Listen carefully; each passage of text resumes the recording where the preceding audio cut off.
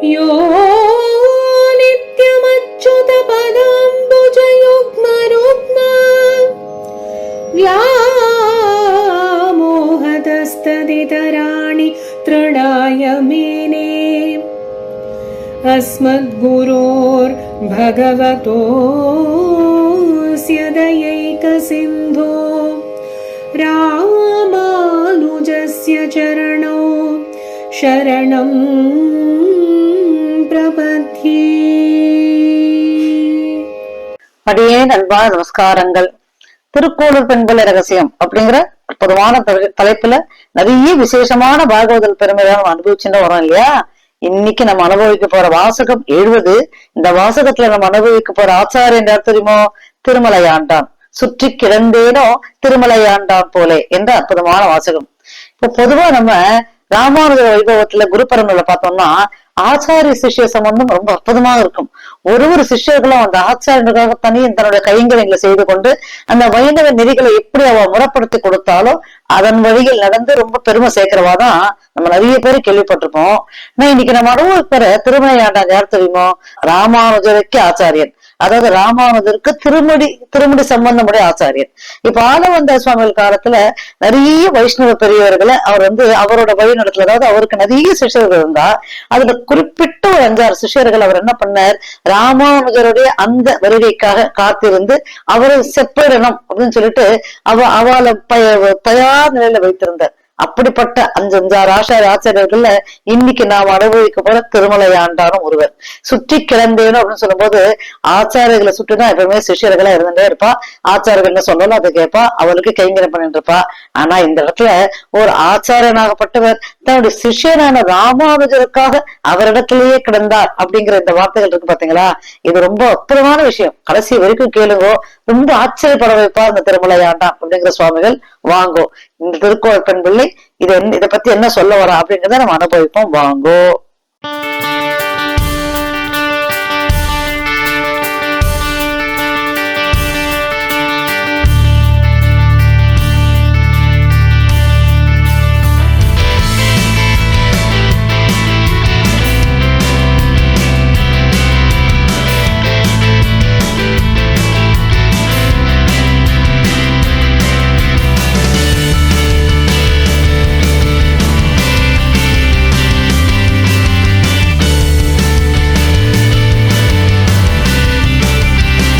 அறியா காலத்துள்ளே அடிமைக்கண் அன்பு செய்வித்து அறியா மாமாயத்து அரியேனை வைத்தாயால் அறியாமை குரலாய் நிலம்மாவலி மூவடி என்று அறியாமை வஞ்சித்தாய் எனது ஆவியில் கலந்தே அப்படின்னு திருவாய்மொழியில நம்மாழ்வார் ரொம்ப ஆச்சரியமாக ஒரு விஷயம் சொல்லியிருப்பார். இப்ப இந்த பாசுரத்துக்கும் இன்னைக்கு நம்ம அனுபவிக்க போற திருமலையாண்டானுக்கு என்ன சம்பந்தம் கேட்டா நிறைய சம்பந்தம் இருக்கு. ஏன்னா திருமலையாண்டான் அப்படிங்கிற இந்த ஆச்சாரியன் தான் ராமானுஜருக்கு திருவாய்மொழி அர்த்தங்களையும் திருவாய்மொழியை நம்மாழ்வார் அள்ளி செய்த அத்தனை பாசுரங்களையும் ராமானுஜருக்கு கற்றுக் கொடுத்தவரே இவர் தான். அதுல ஒரு விஷயம் அது மட்டும் இல்ல, இந்த ஒரு பாசுரத்தினாலதான் ராமானுஜருக்கும் திருமலையாண்டானுக்கும் ஒரு பெரிய வாக்குவாதம். என்ன வாக்குவாதம்னா இதுல கருத்துக்கள் சொல்லும் போது அந்த வாக்குவாதம் இந்த குருவை மிஞ்சின சிஷ்யன் அப்படின்னு சொல்லுவா இல்லையா. ராமானுஜர் எப்பவுமே மிக தேர்ந்த அறிவாளி. அதனால அவர் குருவையே திருத்தக்கூடிய அளவுக்கு அறிவு மிகுந்ததுனால தன்னோட கருத்துக்களை சொல்றதுக்கு அவர் தவறவே மாட்டார். அவர் அந்த மாதிரி ஒரு தடவை கருத்து சொல்லும் போது இந்த பாசுரத்துக்கு இவ 2 பேருக்குள்ள பெரிய மனக்கருத்து வேறுபாடு வந்தது. இதெல்லாம் நம்ம பின்னாடி அனுபவிப்போம். அதுக்கு முன்னாடி இந்த திருமலையாண்டான் யார் அப்படின்னு நம்ம தெரிஞ்சுக்கணும் இல்லையா. வாங்கும். இப்ப ஆளவந்த சுவாமிகள் ஸ்ரீரங்கத்துல வைணவ தசன பர்வத்தராக, அதாவது ஜீயர் சுவாமிகளாக பதவி ஏற்றிருந்த உடனே அவர்கிட்ட நிறைய சிஷ்யர்கள் இருந்தாலும் நம்ம நிறைய பாவத்துல பார்த்திருக்கோம். இப்ப அவருடைய சிஷ்யர்கள்ல ஒரு சில பேரை மட்டும் அவர் தனியாக தேர்ந்தெடுத்து தனித்தனி வகையில அவரெல்லாம் பிரசித்தி பட வச்சார். அது எதுக்காக தெரியுமோ? ராமானுஜருக்காகவே.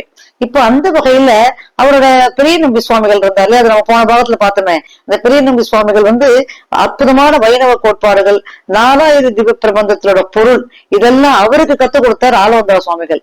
கத்துக் கொடுத்து அவர்தான் ராமானுஜருக்கு பஞ்சசம்ஸ்காரம் செய்து வைத்தவர். அந்த பொறுப்பு அவர்கிட்ட ஒப்படைச்சார். இப்ப அதே மாதிரிதான் திருக்கோஷ நம்பியர் அப்படின்னு நம்பிகள் ஒருத்தர் இருக்கார். இவருக்கு திருமந்திரம், துவய மகாமந்திரம், சரமஸ்லோகம் இதனோட அர்த்தங்கள் இதனோட வைபவங்கள் எல்லாம் எடுத்து சொல்லி அவரை ரொம்ப பிரசித்தியா ரெடியா வச்சார். எதுக்காக தெரியுமோ? ராமானுஜருக்காக. எல்லாருக்கும் ஞாபகம் இருக்கும் இல்லையா? ராமானுஜர் ஸ்ரீரங்கத்திலிருந்து 18 முறை திருக்கோஷிற்கு நடந்து சென்று அப்படின்னு நீங்க சொல்லும் போதே ஸ்ரீரங்கத்திலிருந்து நான் சொல்றது, ஸ்ரீரங்கத்துல சுவாமி ஜீயராக ஆனதுக்கு அப்புறம் திருக்கோஷி நம்பத்துல போய் துவய மகாமந்திரம் சரமஸ்லோகத்தின் பெறணும் அப்படிங்கிறதுக்காக அங்கிருந்து 18 முறை நடந்தேதான் போனார். ஏன்னா இந்த காலத்துல இருக்கிற மாதிரி அப்படியே எழுந்து வண்டியில ஏறி உட்காந்து போகலாம் முடியாது. அந்த காலத்துல நடந்ததே போனோம் எல்லா இடத்துக்கும். ஸ்ரீரங்கத்துல இருந்து பெரு சுவாமி நடந்து வருவார். நடந்து வந்து திருக்கோஷியூர் அப்படிங்கிற அந்த இடத்துக்கு வருவார். திருக்கோஷியூர் அப்படிங்கிற ஊர்கிட்ட வந்ததுக்கு அப்புறம் அதுல இருந்து ஒரு 2 கிலோமீட்டர் தான் சுவாமியோட திருமாளிகை இருக்கு. திருக்கோஷியூர் திருமாளிகை. அங்க போய் என்ன பண்ணுவார் தெரியுமோ? அவரோட காலடி படக்கூடாது, ராமானுஜரோட காலடி படக்கூடாதுக்காக ராமானுஜர் என்ன பண்ணுவார்? முதல்ல அந்த இடத்துல இருந்து சேவிப்பார். சேவிச்சு எந்த இடத்துல அவர் தலைப்பட்டதோ அந்த இடத்துல அந்த தன்னோட காலை வச்சு எழுந்து திரும்ப சேவிப்பார். இத மாதிரி சேவிச்சுட்டே போவார், நமஸ்காரம் பண்ணிட்டே போவார். அந்த 2 கிலோமீட்டருக்கு யோசிச்சு பாருங்க. அங்க போய் நிப்பார். நான் ராமானுஜன் வந்திருக்கேன் அப்படின்னு சொன்ன உடனே ராமானுஜன்லாம் யாருன்னு தெரியாது, அகங்காரத்தை விட்டு வாங்கல் அப்படின்னு சொல்லி அமைச்சிருவார். இத மாதிரி ஒவ்வொரு தடவையும் அகங்காரத்தை விட்டு வா, ஆணவத்தை விட்டு வா, நான் என்ற எண்ணத்தை விட்டு வா, அவனே பெருமாளேதான், அவனதே சரணாகதி பண்ணிட்டு வா அப்படின்னு நிறைய ஒரு திருத்தம் கொடுத்து கொடுத்து கொடுத்து ராமானுஜரை 18 முறை நடக்க வைத்து அதுக்கப்புறம் தான் துவயமகா மந்திரமும் சரமஸ்லோகத்தையும் ராமானுஜருக்கு கற்றுக் கொடுத்தார். அப்பேற்பட்ட ரொம்ப ஸ்ட்ரிக்ட் ஆபீசர் சொல்லுவா இல்லையா, அப்பேற்பட்ட ஸ்ட்ரிக்டான ஆச்சாரியன் தான் திருக்கோஷியர். ஆனா பிற்காலத்துல எம்பெருமானாரே அப்படின்னு சேர்த்து அழைச்சிட்டார் ராமானுஜர் அவர். அப்பேற்பட்ட ஆச்சாரியன். இப்ப அதே மாதிரி 3வது ஆச்சாரியன் யார் தெரியுமோ? பெரிய திருமலை நம்பி சுவாமிகள். இப்ப இவர் ராமானுஜருடைய தாய் மாமன், சொந்த உறவு. இவர்தான் இளையாழ்வான் அப்படிங்கிற அற்புதமான திருநாமத்தை ராமானுஜருக்கு சூட்டியவர் பிறந்த உடனே. இந்த பெரிய திருமலை நம்பி சுவாமிகள் இடத்துல ராமானுஜர் ராமாயணம் கற்றுக்கொண்டார். ஏன்னா ஆளவந்தா சுவாமிகள் ராமாயணத்தை முழுவதுமாக பெரிய திருமலை சுவாமிகளுக்கு கற்றுக் கொடுத்து அந்த ராமாயணத்தோட உட்கருத்து அதன் பொருள் எல்லாத்தையும் அவருக்கு சொன்னார். எதுக்காகனா ராமானுஜருக்காக. ராமானுஜர் ஜீய சுவாமிகளாக பதவி ஏற்றதுக்கு அப்புறம் திருமலையில தான் இருந்தார். திருமலையில தீர்த்த கைங்க மன்னர். ரொம்ப விளையாட்டா ஒரு விஷயம் சொல்லுவா, என்ன தெரியுமோ? இவர் மாமன். இவர் திருமலையில அந்த திருவேங்கடமுடியானுக்கு தீர்த்த கைங்கரியம் பண்ணிட்டு இருந்தார். அதே மாதிரிதான் ராமானுஜர் இங்க காஞ்சி வரதராஜ பெருமாளுக்கு தீர்த்த கைங்கரியம் பண்ணிட்டு இருந்தார். அது ஒரு அற்புதமான விஷயம் அது. ஏன்னா மாமனுக்கு ஏற்ற மருமகன் சொல்லுவா இல்லையா? இப்ப ராமானுஜர் திருமலை நம்பி சுவாமிகளோட சிஷ்யன் தான் அவர். ஏன்னா ஆச்சாரிய சிஷ்ய சம்பந்தம் தான் அங்க இருந்தது. அவர் என்ன பண்ணுவார்? இப்போ திருப்பதிக்கு போவார். இப்ப திருப்பதிக்கு அந்த காலத்துல இப்ப எல்லாம் படியெல்லாம் கட்டி வச்சிருக்கா இல்லையா, ரோடு போட்டிருக்கா, படி கட்டிருக்கா, பஸ் எல்லாம் போகுது. அப்படிலாம் அப்ப கிடையாது. காடு மடையெல்லாம் தாண்டிதான் போகணும். அப்படி போகும்போது இன்னைக்கு நம்ம காளி கோபுரம் அனுபவிக்கிறோம் இல்லையா, அந்த இடத்துக்கு போனீங்கன்னா முட்டி பேரு அப்படின்னு ஒரு இடம் இருக்கும். அந்த இடத்துல ராமானுஜர் தன்னோட கால் படக்கூடாதுன்னு முட்டிலேயே நடந்து போனாராம். இத மாதிரி 1 வருஷ காலம் அவர் ராமாயணத்தை அவர் இடத்துல போய் அமர்ந்து கற்றுன்னு வந்தார். ராமாயணம் முழுவதுமாக அதுல இருக்கிற அற்புதமான வைபவங்கள் விசேஷங்கள் எல்லாமே கத்துக் கொடுத்தார் திருமலை நம்பி சுவாமிகள். இதுக்குதான் ஆளவந்தாசுகள் அவர் நியமிச்சார். இப்போ இன்னைக்கு நம்ம அனுபவிக்க போற திருமாலையாண்டான். இவர் யார் தெரியுமோ? ஒரு அற்புதமான சிஷ்யன் ஆளவந்தா சுவாமிகளுக்கு.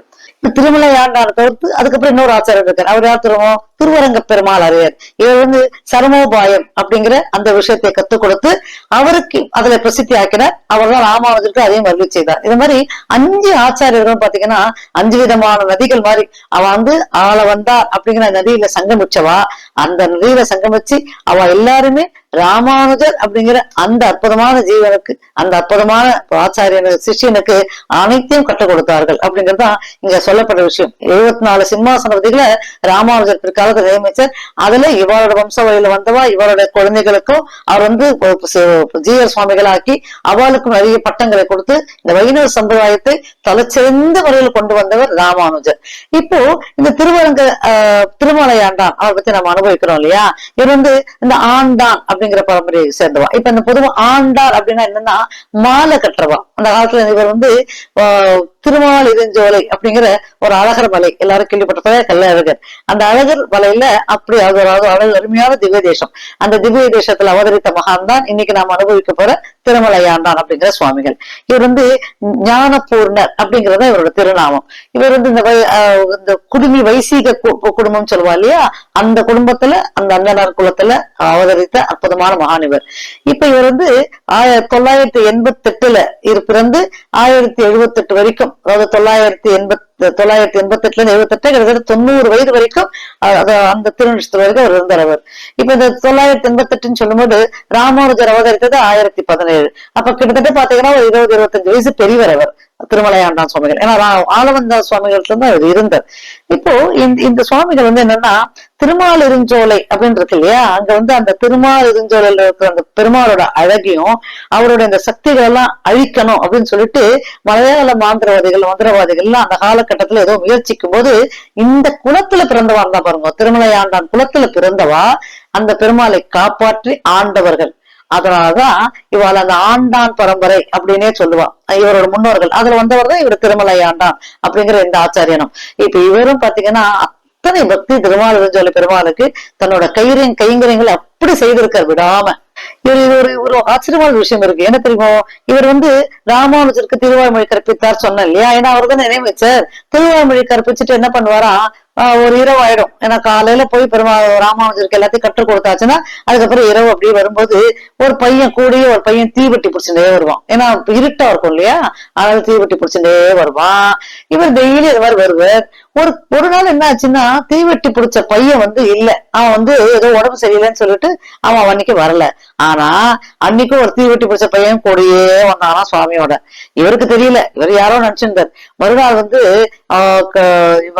உண்மையிலேயே அந்த தீவெட்டி பிடிச்ச பையன் இருக்கா பாத்தீங்களா, அவன் ஐயா என்ன மன்னிச்சிருங்க, இந்த மாதிரி நேற்று உடம்பு சரியில்லை வர முடியலன்னு சொன்ன உடனே கேட்டாராம் திருமலையாண்டான், என்னது உடம்பு சரியில்லையா, நேற்று எனக்கு யாரோ தீவெட்டி பிடிச்சனே வந்தாலே. அப்புறம் தெரிஞ்சுதான் இந்த மாதிரி கூடயே வந்த பையன் அப்ப யாரு அப்படின்னு யோசிக்கும் போதுதான் ஆஹா நம்ம கூட வந்தது அந்த சாட்சாத் அந்த பெருமாள் தான். ஆமா, ஏன்னா எப்பேற்பட்ட ஆச்சாரியன் இல்லையாவே, அந்த ஆச்சாரியன் ராமானுஜருக்காக திருவாய்மொழி பாசுரங்களை அழகா கற்றுக் கொடுக்கிறாரு. அப்படி இருக்கும் போது பெருமாள் வராம இருப்பாரா? இதெல்லாம் ரொம்ப அதிசயமான ஒரு விஷயங்கள் அப்படின்னு சொல்லலாம். திருமாலிருஞ்சோலை அப்படின்னு சொல்றோம் இல்லையா, இது பாண்டிய நாட்டு திவ்யதேசம்ல முக்கியமான திவ்யதேசம். இப்ப எப்படி ஸ்ரீரங்கத்துல வைணவ சம்பிரதாயத்தை வளர்த்தாரோ அப்படிதான் அந்த காலகட்டத்துல இந்த பாண்டிய நாட்டு திவ்யதேசத்துல இருக்கக்கூடிய இந்த திருமாலிருஞ்சோலையில இருந்தா நிறைய வைணவ சம்பிரதாயங்களை வைணவத்தை வளர்த்துட்டே வந்தா. அது ரொம்ப ஆச்சரியமான விஷயம். இப்ப அந்த காலகட்டத்துல பாத்தீங்கன்னா இந்த முக்குளத்தோர் சொல்லுவா இல்லையா, கள்ளர் மறவர் அகமுடையோர், அவெல்லாம் வயல்களில் இருந்து வேலை செய்து கொண்ட காலம். அவெல்லாம் இந்த இடத்துக்கு, அதாவது இந்த கல்லழகர் மூலியமாகவே வைணவ சம்பிரதாயத்தையும் சேர்த்து அவளையும் சேர்த்து கொண்டு, ஏன்னா ராமானுஜர் முக்குளத்தை எல்லாத்தையும் கடந்த மகான் இல்லையவர், ஜாதி மத வேறுபாடு இல்லாம எல்லாருமே பெருமாளத்துல சரணாகதி பண்ணணும்னு சொன்ன மகானாச்சவர். அப்ப அதற்கு முன்னாடி ஆளவந்த சுவாமிகள் இது ரொம்ப சிறப்பா பண்ணின்னு வந்தா. இப்ப இந்த திருமலையாண்டான்னு சொன்ன இல்லையா, இவன் இந்த ஆண்டார் அப்படிங்கிற அந்த குலத்தை சேர்ந்தவர். இப்ப மதுரையில போனீங்கன்னா ஒரு வசனம் உண்டு, என்ன தெரியுமோ, அழகருக்கு முன்னாலே ஆண்டார் பல்லக்கு அப்படின்னு சொல்லுவா. அதாவது திருமாலிருஞ்சோலை அழகர் ஏழ்றதுக்கு முன்னாடியே ஆண்டான் பல்லக்கு அப்படின்னு சொல்லிட்டு அவன் முன்னாடி ஏழு வருவா, 4000 சேவிச்சுதான் வருவா. இது ரொம்ப வருஷ காலமாக கிட்டத்தட்ட ஒரு 20ஆம் நூற்றாண்டு வரைக்கும் ரொம்ப சிறப்பாக நடந்து கொண்டிருந்தது அப்படிங்கறதுதான் இன்னைக்கு நம்ம அந்த ஆய்வகங்களா நம்ம பார்க்க முடியும். அப்பேற்பட்ட பரம்பரையை சேர்ந்தவாதான் இந்த திருமலையாண்டன் பரம்பரையை சேர்ந்தவா. அதுக்கப்புறம் பிற்காலத்துல கொஞ்சம் கொஞ்சமாக நிறுத்தப்பட்டு இல்ல அதுக்கு மேற்கொண்டு அதை நடத்திட்டு போறவா இல்லாம இன்னைக்கு அது அந்த வடமொழி இன்னும் இருக்கு, ஆண்டான் பல்லக்கு அப்படின்னு. ஆனா அதை செய்யறதுக்கு அந்த அளவுக்கு பிரமாதமான ஒரு சம்பிரதாய விஷயங்கள் இல்லாம இன்னைக்கு நடந்தேறி கொண்டிருக்கிறது அப்படிங்கிறதுதான் ஒரு ஆச்சரியத்தக்கமான ஒரு விஷயம். இந்த திருமலையாண்டான் அந்த வம்சத்தை சேர்ந்தவா ஆண்டான் பரம்பரை சொல்லணும் இல்லையா, இவ என்ன பண்ணாலும் தெரியுமோ, சமயத்தார்கள் அப்படின்னு சொல்லிட்டு ஒரு குழு, அவ இந்த ஆன்மீகத்தையோ இந்த வைணவத்தையோ பரப்பக்கூடிய அளவுக்கு இருக்கக்கூடியவாளை நியமிச்சு நிறைய இடங்கள்ல இந்த சம்பிரதாயங்களையும் இந்த வைஷ்ணவத்தோட பெருமைகளையும் நிறைய இடத்துல அப்படியே பரப்பிண்டே வந்தான். இது ஆளவந்த சுவாமிகள் அவரோட காலகட்டத்திலும் சரி, அதுக்கு முன்னாடி அந்த காலகட்டத்திலும் சரி நடந்து வந்தது. இதுல பாத்தீங்கன்னா ரொம்ப ஆச்சரியமாக ஒரு விஷயம் இருக்கு. என்னன்னா இந்த சமயத்தார் அப்படின்னு சொன்ன பாத்தீங்களா, இவ ஏறத்தாழ 18 பேர்கள் இருந்ததாக இதுல இருக்கான், கல்வெட்டுல இருக்கு 18 பேர்கள் அப்படின்னு சொல்லும் போது இந்த சமயத்தார்கள் எங்கெல்லாம் இருந்தா தெரியுமோ, திருப்புவனம், கானூர், கட்டனூர், சாம்பக்குளம், களியாத்தூர், சுந்தரராசப்பட்டி, எட்டிமங்கலம், கூட்டுறவு பட்டி, மணலூர், காரைச்சேரி, வேலமடை, கப்பலூர், முடுவார்பட்டி, பிள்ளையார்பாளையம் இப்படின்னு நிறைய ஊர்கள் நிறைய பேர் இந்த சமயத்தார்கள் இந்த கொண்டிநாதர் அப்படிங்கிறதோட சேர்ந்து இந்த வைணவத்தையும் இந்த ஆன்மீகத்தையும் நிறைய முறையில கலந்துட்டு வந்தா அப்படிங்கறதுதான் ரொம்ப ஆச்சரியமான விஷயம். இப்ப நான் இந்த ஊர்கள்லாம் ஏன் சொன்னேன்னா, இப்ப இங்க கேட்கிறவா இந்த ஊர்களை சேர்ந்தவாளா கூட இருக்க முடியும். அவளுக்கு ஒரு பெருமை தானே, அந்த ஊர்ல நம்ம எல்லாம் வளர்ந்துருக்கோம் அப்படின்னு சொல்லும் போது அது ஒரு பெருமையான ஒரு விஷயம் இல்லையா?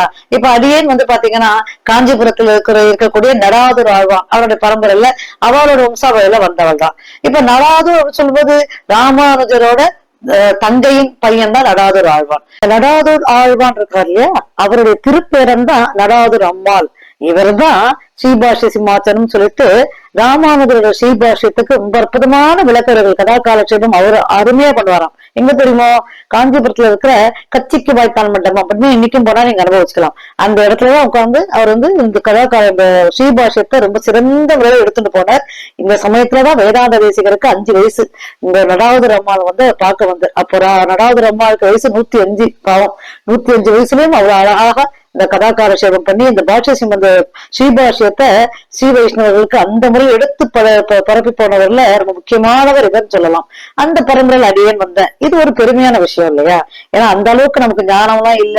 அந்த பரம்பரையெல்லாம் நம்ம அதெல்லாம் இப்ப பண்றோமா, அவள மாதிரி நம்ம இருக்கோமான்னு கேட்டா அவள மாதிரி நம்ம இருக்கிறதுக்கு வாய்ப்பு கிடையாது. ஆனா அதுல வந்தோம் அப்படிங்கிற அந்த புனிதம் இருக்கு இல்லையா, அது நம்மளோட எப்பவும் இருக்கும் இல்லையா?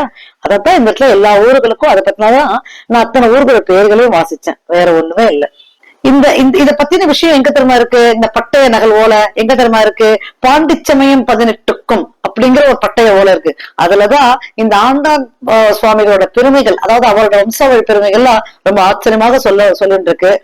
இதுல இன்னும் ரொம்ப ஆச்சரியமான ஒரு விஷயம் இருக்கிறது தெரியுமோ, இந்த சமயத்தார் சொன்ன பாத்தீங்களா, இந்த தலித்துகள் இன்னைக்கு சொல்றோம் இல்லையா, தலித்துகள் பறையர் பல்லர் அப்படிலாம் சொல்றோம் இல்லையா, அவளாவுமே இந்த சமயத்தார்கள் அப்படிங்கிற அந்த ஒரு குழுல அங்க மதிச்சு அவளுமே இந்த பெருமாளோட கைங்கரியங்களும் சரி, இந்த பெருமாளோட வைபவங்களையும் சரி, வைணவ சம்பிரதாயம் மட்டும் இல்ல, இந்த இந்துக்களுக்கு வேண்டிய இந்த பெரிய அற்புதமான விஷயங்கள் எல்லாம் எடுத்துக்கொண்டு போனா அந்த திருமால் எரிஞ்சோலையில அதெல்லாம் ரொம்ப ஆச்சரியப்பட வேண்டிய விஷயம். அப்போ எல்லாருமே இந்த பெருமாளுக்காகவும் இந்த சம்பிரதாயத்துக்காகவும் இந்த இந்துக்களோட இந்த முறைகளுக்காகவும் எத்தனை பேர் பாடுபட்டிருக்கா பாருங்க.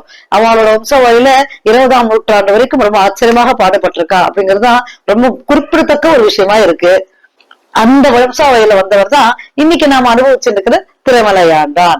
இந்த திருமலையாண்டானுக்கு என்ன பண்ணார் ஆளவந்தா சுவாமிகள்? நான் ஏற்கனவே சொன்ன மாதிரி 4000 திவ்ய பிரபந்தத்துல வரக்கூடிய திருவாய்மொழி. இப்ப திருவாய்மொழின்னு சொல்லும் போது நம்மாழ்வாரோட 1000 பாசுரங்கள், அற்புதமான பாசுரங்கள் எல்லாமே.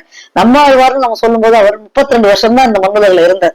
இன்னைக்கு நீங்க ஆழ்வார் திருநகரி அப்படிங்கிற ஒரு ஆச்சரியமான திவ்யதேசம். அங்க போனீங்கன்னா புளிய மரம் வச்சிருப்பா. அந்த பொந்துலதான் சுவாமி இருந்த 16 வருஷம் வரைக்கும். அதுக்கப்புறம் மதுரை கவியாளர் வந்ததுக்கு அப்புறம் தான் அவரை வெளியில பொந்துல இருந்து அந்த குழந்தைய எடுக்கிற மாதிரி எடுத்து அமர வைத்து அதுக்கப்புறம் 16 வருஷ காலங்கள் இருந்து இந்த அற்புதமான திருவாரூர் பாசுரங்கள் நிறைய திவ்யதேச பெருமாளுக்கு மங்களாசாசனம் பண்ணிருக்காரு. இப்போ நம்மாழ்வார் எந்த திவ்யதேசத்துக்கும் போனதே கிடையாது. இப்ப திருமங்கையாழ்வார் அவர் குதிரையை வச்சிருந்து எல்லா திவ்யதேசத்துக்கும் போயிட்டு வந்திருக்காரு. ஆனா நம்ம அமர்ந்த இடத்துல கொடுத்த பாசுரங்கள் தான், அமர்ந்த இடத்துல இருந்து அந்த பெருமாளுக்கு மங்களாசாசனம் பண்ணதுதான் இந்த திருவாரூர் பாசுரங்கள். அற்புதமான திருவாரூர் பாசுரங்களை இவருக்கு கற்றுக் கொடுத்து, அதாவது யாருக்கு? திருமலையாண்டானுக்கு ஆளவந்தா சுவாமிகள் எல்லா விவரங்களோட அந்த அற்புதமான வைபவங்களை கற்றுக் கொடுத்து அவரை மிக தேர்ந்த புலவராக அந்த திருவாய்மொழிக்கு அவர் விளக்காக சொல்ற மாதிரி யாரும் சொல்ல முடியாது அப்படிங்கிற அளவுக்கு அவரை தேர்ச்சி பெற வச்சது யாருன்னா ஆளவந்தா சுவாமிகள் தான். இப்ப திருமலையாண்டான் எதற்காக அப்படின்னா ராமானுஜருக்கு இதெல்லாம் கற்றுக் கொடுக்கணும் அப்படிங்கிற ஒரு தான். இப்போ நம்ம முதல்ல ஒரு பாசனம் சொன்னேன், ஞாபகம் இருக்கா?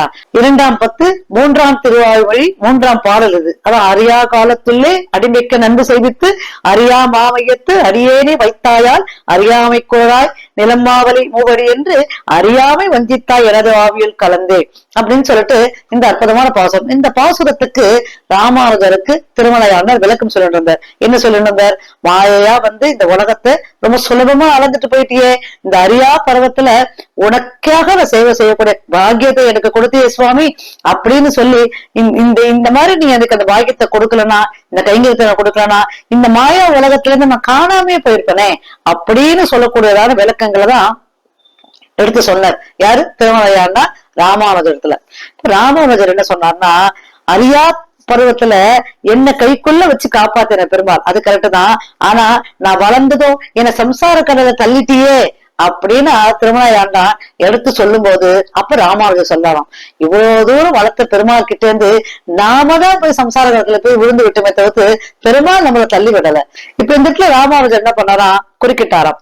இத்தனை காலங்களும் அவனோட கைக்குள்ள, ஏன்னா அவன் சொல்றபடியாதி அவனோட இதுலதான நம்ம இருந்தோம், அதை உணராம அவனை மறந்துட்டு நம்ம போய் சம்சார கூடத்துல போய் விழுந்துட்டோம் இல்லையா, அது நம்ம தவறுதான். பெருமாளுக்கு அதுக்கும் சம்பந்தமே கிடையாது. பெருமாள் ஒண்ணும் பண்ணல, நம்மளை காப்பாத்துதான் செஞ்சார் பெருமாள். ஆனா நம்ம போய் அந்த சம்சார கடல போய் நாம போய் விழுந்தோம் பத்தியா, அதுதான் தவறு அப்படின்னு திருத்தி சொன்னாராம். யாருக்கு? ஆச்சாரியனுக்கே அவர் திருத்தி சொன்னார். இத கேட்ட உடனே ஆண்டானுக்கு, திருமலை ஆண்டானுக்கு ரொம்ப கோபம் வந்துருச்சு. அவர் ஏதோ விளக்கங்கள்லாம் சொல்லி பார்த்தார். ஆனா ராமானுஜர் அதை ஒத்துக்கவே இல்லை. அவரும் ஆர்கியூ பண்ணார், இவரும் ஆர்கியூ பண்ணார். இது ஹெல்த்தி ஆர்கியூமெண்ட் தான். ஆனா ஒரு ஆச்சாரியனா இருந்தா என்னோட சிஷ்யன் இவ்வளவு அற்புதமான பேசுறானே அப்படின்னு சொல்லிட்டு சந்தோஷப்படுவா இல்லையா. ஆனா திருமலை ஆண்டான் அப்படிப்பட்ட ஆச்சாரியன் அப்படின்னு சொல்ல முடியாது. அதே சமயத்துல அவர் தன்னோட கருத்துக்களை எதிர்கருத்து அவர் சொல்றாரு.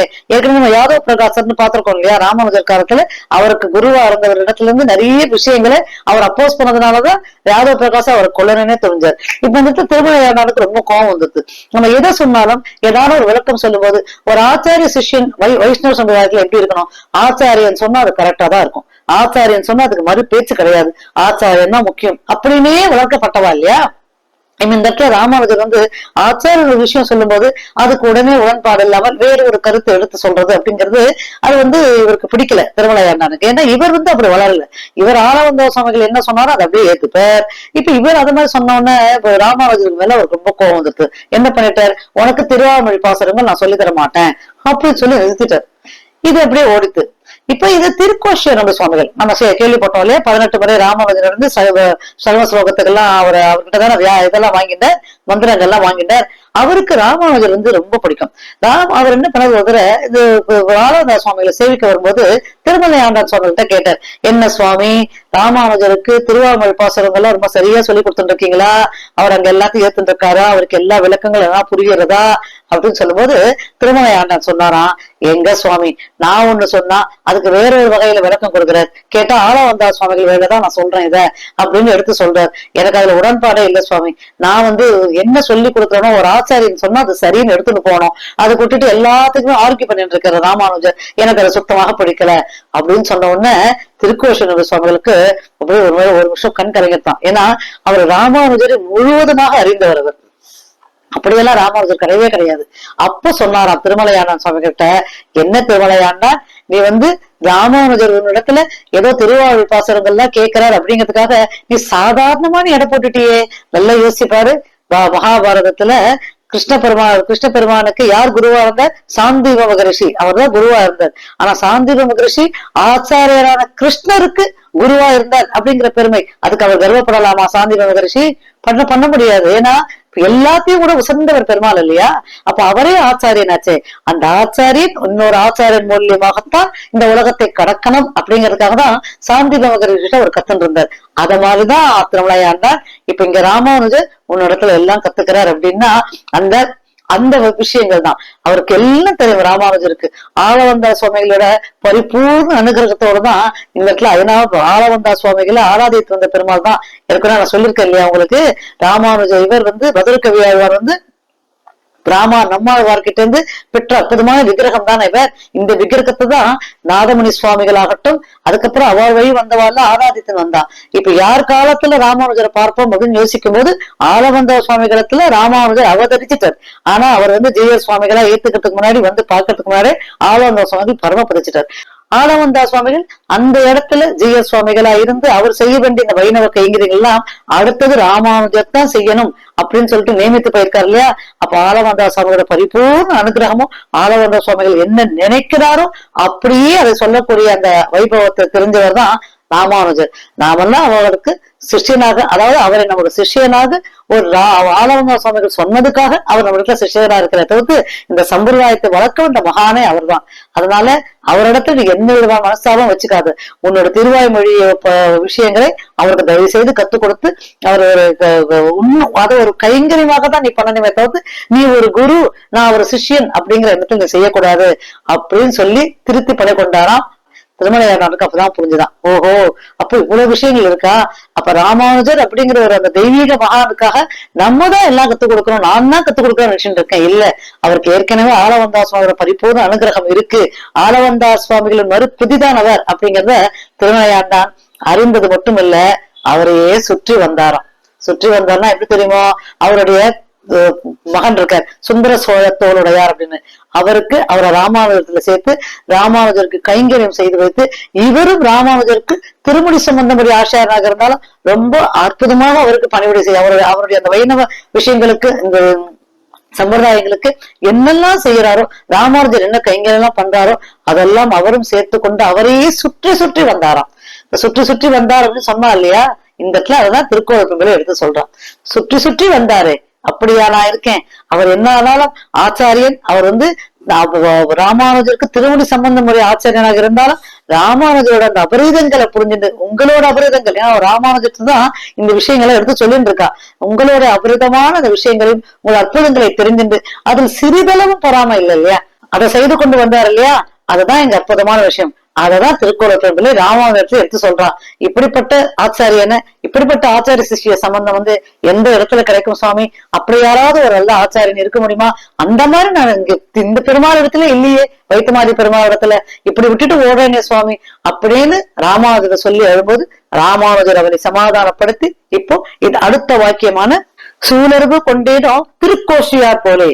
இப்போ இவரும் திருமுடி சம்பந்தப்பட்ட ஆச்சாரியர் தான். நான் சொன்னேன் இல்லையா, கொஞ்ச நாள் முன்னாடி 18 வயது நடந்துட்டு வந்த ராமானுஜர், அவரோட பெருமைகளை தான் திருக்கோளப்பிள்ளை அடுத்த பாகம் 71 ரொம்ப ஆச்சரியமாக எடுத்து சொல்ல போறான். இது மாதிரி அற்புதமான விஷயங்கள் இந்த சேனல்ல இருக்கு. எல்லோரும் கேட்டு எல்லோரும் குழந்தைகளுக்கு எடுத்து சொல்லுங்க, சப்ஸ்கிரைப் பண்ணிக்கோங்க இந்த சேனலை. எல்லாருக்கும் இந்த சேனலை எடுத்து சொல்லுங்க. நீங்க எல்லாம் பார்த்துட்டு ஒரு லைக் கொடுங்க, இல்ல உங்களுக்கு தெரிஞ்ச ஒரு கமெண்ட் கொடுங்க. நல்ல விஷயங்களை நீங்க பண்ணும்போது அது அடுத்தவர்களுக்கு போய் சேரும் இல்லையா. அதனால எல்லாரும் இன்புற்று இருக்க பெருமாளை பிரார்த்திச்சுண்டு, கவிதாக்கிர சிம்மாய கல்யாண குணசாலினி ஸ்ரீமதே வெங்கடேசாய வேதாந்த குருவே நமஹ.